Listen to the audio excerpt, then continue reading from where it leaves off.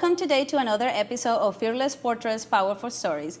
Today we are with Tomei. Tomei, please introduce yourself, your age, and what do you do for a living? My name is Tomei Peppard. I am, do I have to say my age? No, I'm just kidding. I'm 37 and I'm a local attorney. Okay, so the reason I wanted to have you here is because I love to talk about the cool stories and the cool people I have met through my portraits. I love you because you are brains and beauty, but like you're the whole package. Tell us about what a specific law you practice. So I do a little bit of everything. My bread and butter is family law. That is not at all anywhere close to anything I'd ever wanted to practice. I went to law school to be an immigration attorney. Really? Yeah, I did. That's my specialization. I interned in immigration courts, and then my business partner, Adam Summer, convinced me to come back here because I'm local. And so, yeah, I do a lot of divorce work. I also do some probate, estate planning, that kind of thing. What made you change from immigration to family law? Well, I was on track to be a federal immigration attorney in some capacity. I had interned in DC to do that, and then I had also gotten a call around that time from Adam telling me that I should come back here because, again, I'm local, but saying like this could be an opportunity. You should just like think about it, Yeah. right? And then it just kind of all worked out where a big piece of me just didn't want to be away from home. Yeah. Because I did go to law school in Illinois, and so I had already been home or away from home for 3 years, and so that was just kind of, I was like, okay, I told Adam, I'll give you 3 years. I'll give you 3 years of this, and that's all I can commit to. And then I've been doing it now for almost 6. I was gonna ask you, I was Yeah. like, how many years are we into? And now you are a partner. You both are on the law firm. Yes. So that's pretty impressive. Thank you. So, do you still feel like you miss the immigration law? Like, do you get that itch of like, I want to help this, or are you happy where you are now? Or do you sometimes be like, I kind of want to do the immigration thing again? Or Immigration law is just so hard because it keeps changing? It keeps changing. So, like in Missouri, our statutes, right? Mm-hmm. In order to change a statute, you have to present it to Congress, the Missouri Congress. It has to go through the House of Reps, and it has to go through the Senate, Missouri House Senate, not House Senate, but the Missouri Senate, and then it goes to the governor, right? So there's like a lot of different steps.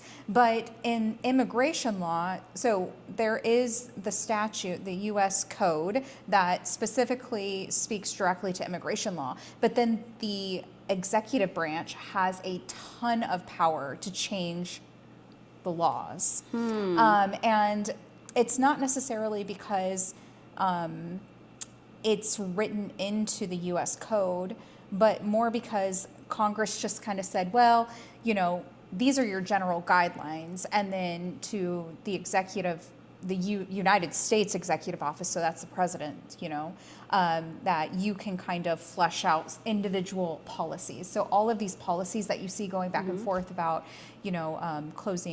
closing down the border and detention and removal and all of that stuff, that's all kind of at the whim of whoever. So it's is like in a power. house rule type of thing when you're playing a game and then you can make your own house rules type of game. Exactly. And that is the most frustrating thing because you have real people that are impacted. And so I think to answer your original question, I do miss certain parts of it because when somebody, is you're an immigrant as well. And so I'm sure that you can deeply understand, kind of trying to figure out this process and having somebody help you is very fulfilling for me as an attorney. But I hate the swing back and forth. Yeah, and it's a lot. As somebody that went through the whole immigration process, holy cow, that's a lot. Like make a little mistake and then you have to restart your whole process and pay again the money you did. Yeah, Yes. I don't miss those days at all. We did, I did through my law school. They had reached out to some some of the people who did immigration work or studied it in school. And so you remember when Afghanistan was closing the border to Americans and everything like that, and everybody was kind of rushing out. Well, then there was this temporary protected status that was granted to these Afghans that helped the U.S. during the war. And so I did some pro bono work to help a family apply for asylum and get granted asylum. So I try to do a little bit on the side, So but you not still very much. do some of it a little bit. A very, very, very small Oh, amount. that's nice. I know I've been heard this through my clients, that has been your clients too, that you're like the master of going after narcissism, man. Listen, these were the words from the clients. They're like, she's a superhero. She's the best. That's why I wanted to have you here, because I feel like as women, sometimes we don't realize what we do for others. I know this is your job, so you probably hit it off, but I don't know if sometimes you maybe really think about it, how much you have helped this woman. Because I'm telling you, all I have heard is like, they talk to you like you're freaking better than Batman. Batman got nothing on you. Because they're like, she's the best. She just saved me over this. And I love that. Because that's important, having a woman that is going to stand up and help you when you have like a bad situation with a narcissist husband that is just trying to take you and ruin you. So that's well, I think that they're being way too kind to me, but well, you're their superhero, Super Tommy. I should get you like a little cape for it. No.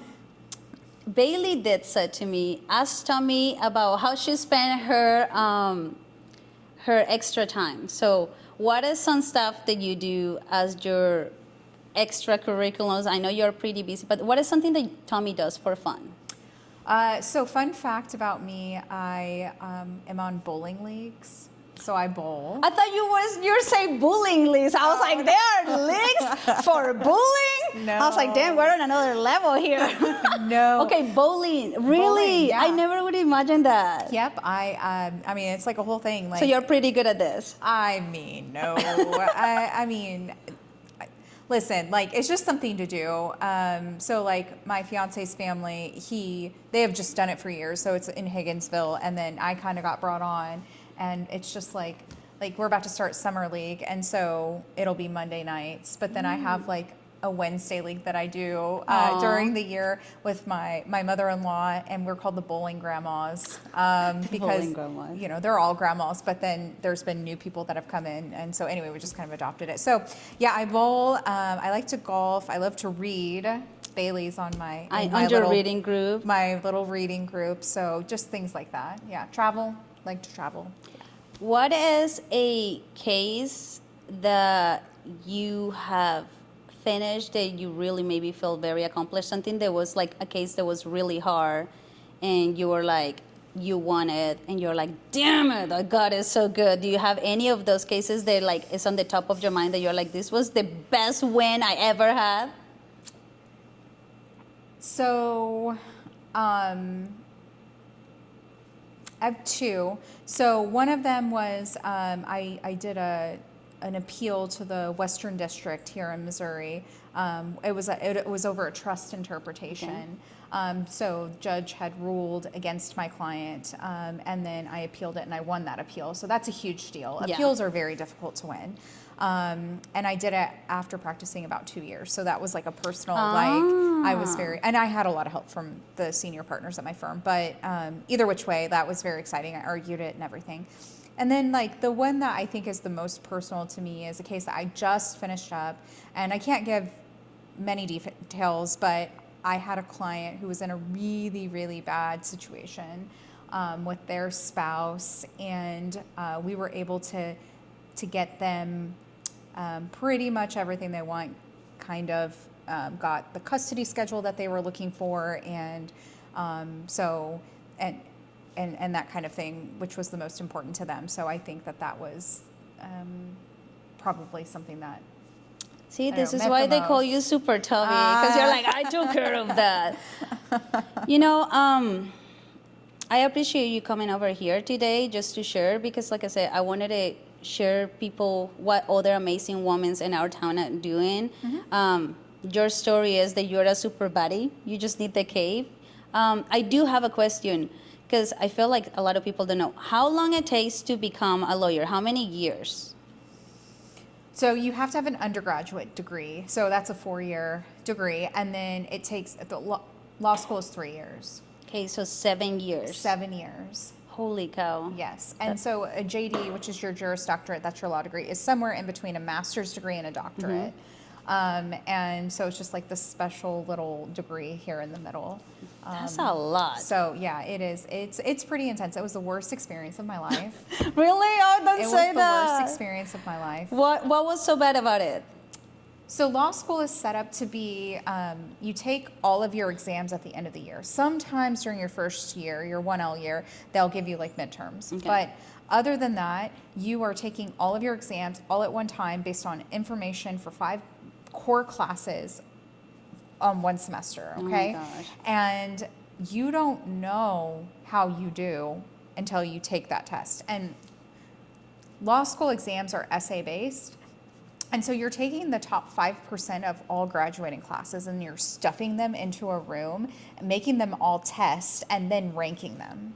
Oh, snap. And so something for me, I didn't learn that I didn't know how to take tests correctly. Like I'm a horrible tester. I didn't know. Yeah. So after my first semester of law school, I didn't do well at all. I ended up like in the bottom half of the class. Really? And yeah, and so I had to go back to the drawing board. I worked with my school and I learned how to take tests according to how I perceive things and think and stuff like that.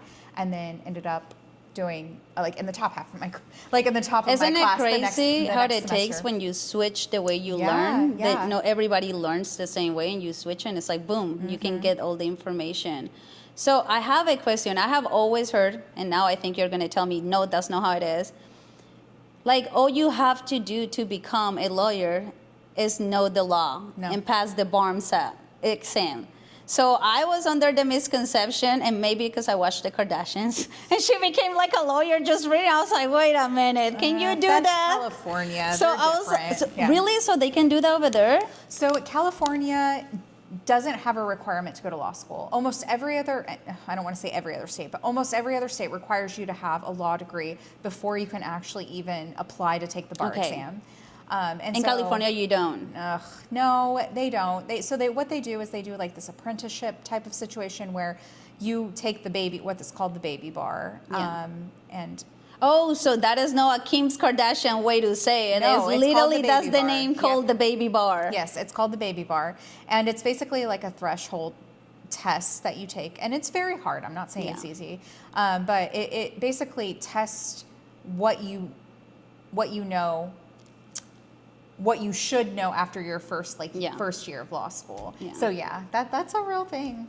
Well, I was curious. I wanted it's to a real ask that thing. because my son wants to be a lawyer, and I'm like, do we really need to pay for this college You do. thing, or do you just need to go and read a book for the next 4 years and then come and do this test? Well, now I know. Law school teaches you how to think differently.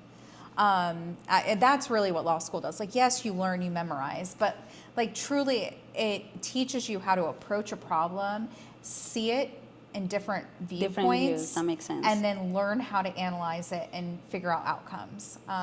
That's all law school is. What are something that you will, if somebody that is looking into getting law, that you're like, this is what you need to have in order to make it, or these are the things that if you have this, find another job or something? Is there any specific that you're like, well, if you can handle this, don't do it? So I will be honest, I discourage people a lot from going to law school. And it's not because I don't think that you can do it. It's just so much time, Yes. energy, and money that goes into this degree. And I see it all the time. People burn out. Like Yeah. attorneys, we burn out because it is such a high pressure, high stress situation. Not only are you dealing with the stress of making sure you meet all of your deadlines on your cases, But then the you're people's also emotions. dealing with people's emotions, and especially family law. And so I guess what you That gotta need- get nasty, I bet. Ugh, You're you like, have no yes. idea. You have no idea.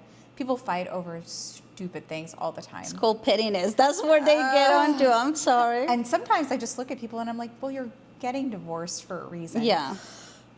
I'm just being honest with you, right? You're getting divorced for a reason. Yeah. So like, let's think big picture here. But I think that in order to practice law, period, in general, you have to have the ability to be self-aware enough to know like what your limits are. And so really it's an internal thing. It's like a personality thing. You have to know when to say no. You have to know when to, ramp up, or know when you're burning out and you need to take a break. So you have to have some good boundaries, Yes. pretty much. Yes. Like, You no, have this to- is once I get to this point, I need to take a break or something. Yes, exactly. That's important. Well, thank you so much for coming over. problem. See, this wasn't that bad. You were nervous when I told you you didn't have to. I was just like, okay. It's good. but- It's just like conversational, and it's just for people out there to hopefully get inspired or pick up something that they need to know. Just find out that we have amazing women. They are very strong, very badass, superwomen over here, business women in our town. If they need to reach out to an amazing lawyer to come for you, because you'll vindictive. How you say, no vindictive, how you say when you vindicted? No, like avenges. You will avenge it. Oh, avenge? Avenge them. Yeah. Yeah. Well, So I that'd be mean, good. let's talk about business women over here. Look at you over here. Let's not making turn the me- interview. The interview is done. But thank you. That was a lawyer skill 2.0. I know, that turned it to me. That was great.